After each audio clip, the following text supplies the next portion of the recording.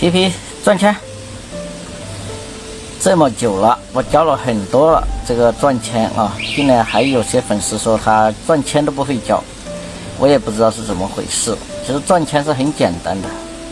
我也前面有教程，他们说找不到，所以我今天就再来讲一下这个赚钱的问题啊。其实赚钱很好教的，这是最基础的动作，也是最好教的动作。你看这皮皮在这里手上也可以赚，在桌子上他也可以赚的，赚钱皮皮赚钱，你看他在桌子上也可以赚的。其实训技能，我们不要追求多好技能，但是最基础的几个动作要会，像赚钱展翅啊，这个就是比较简单的，这个也很好训，每个人都能训。其实他们碰到什么问题呢？一般来说赚钱他就是碰到他不敢赚，一般他不敢赚到赚深，不敢赚深的话，我们可以先让他进出笼训一下，因为他进笼出笼他要转身才能进得了，所以先训练一下他转身，然后再来训赚钱，就可能会好训一点。还有要上手很重要，一定要能上手，如果鸟不能上手，他就没办法训赚钱，一定要他能上手，上手要训好，上去下来这样训，多训他上手。如果不敢赚，我们就先训一下他进出笼训一下，要不就是定点也可以训一下他到笼子上再到手上，这样子定一下点，以后他就敢转身在手上，因为他要转过去才能到那笼子上，这样训一下的话也会好一点，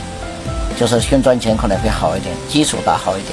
要不他刚开始了可能是不太敢赚，其实赚钱很简单的，我前面都有教程，大家可以去找一下，我这个赚钱就是最简单的动作，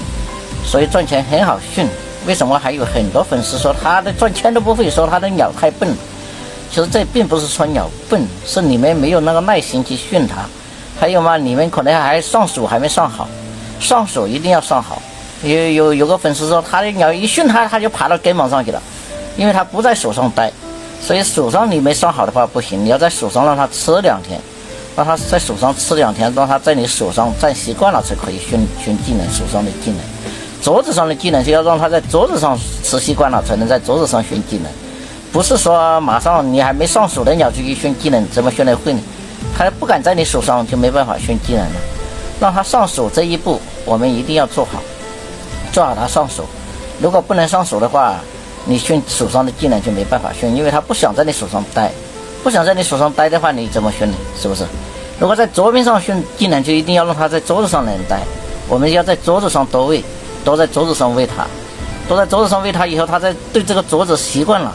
他习惯在桌子上，他也好训技能。有些鸟一放桌子上他就飞跑了，因为他没有在那里习惯，这个都是要养好习惯的啊。